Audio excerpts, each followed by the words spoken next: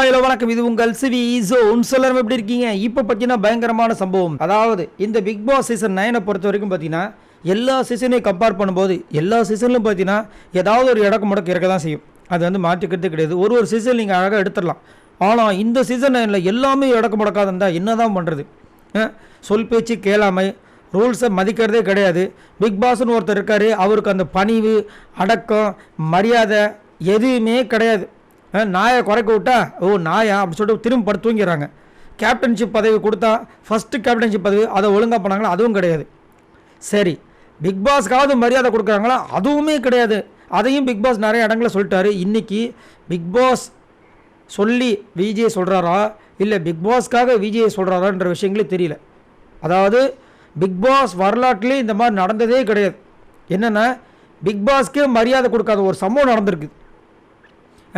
அவரை கூப்பிடுறதெல்லாம் நீங்கள் பார்த்துருப்பீங்க. இதுக்கு முன்னாடி குருநாதான் கூப்பிட்ருப்பாங்க, தலை அப்படி கூப்பிட்ருப்பாங்க, பாஸே அப்படி சொல்லியிருப்பாங்க. இதெல்லாம் பார்த்தீங்கன்னா ஒரு ஹையர் அஃபிஷியல் அவங்க வந்துட்டு அவங்க தான் இதை நடத்துகிறாங்க. அவங்க தான் அங்கே வந்துட்டு அதாவது நம்ம பார்க்காத ஒரு குரல். நிறைய பேர் அந்த குரலுக்காக ஏங்குவாங்க. எனக்காக ஒரு ஐ லவ் யூ சொல்ல மாட்டிங்களா?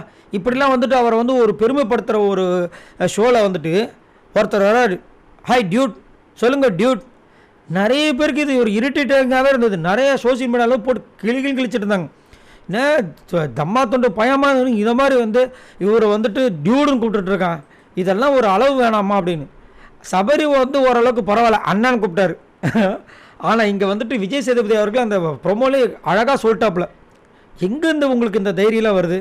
அவர் யார்? அவர் கொஞ்சம் மரியாதைன்ற ஒரு விஷயம்லாம் நீங்கள் கொடுக்க மாட்டிங்களா?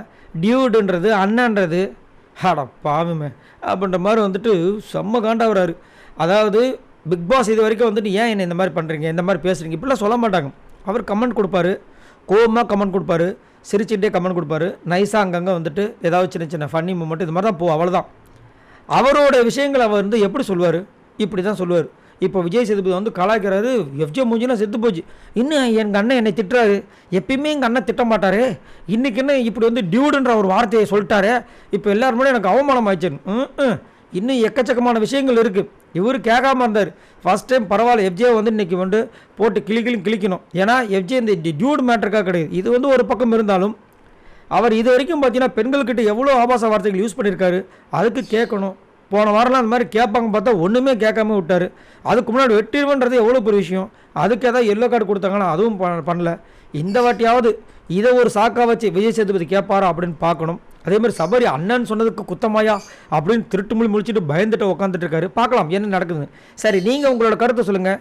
இந்த மாதிரி ஒரு பெரிய ஷோ, இன்டர்நேஷ்னல் ஷோ, எத்தனை பேர் பார்க்குறாங்க? பக்கத்து லாங்குவேஜ் அந்த மலையாளத்துலேருந்து பார்க்குறாங்க, தெலுங்குலேருந்து பார்க்குறாங்க. இவ்வளோ பேர் பார்க்க ஒரு ஷோவில் போயிட்டு அந்த ஒரு இடத்துல இருக்கிற அந்த பிக் பாஸ்க்கு ஒரு மரியாதை கொடுக்கணுமா வேண்டாமா?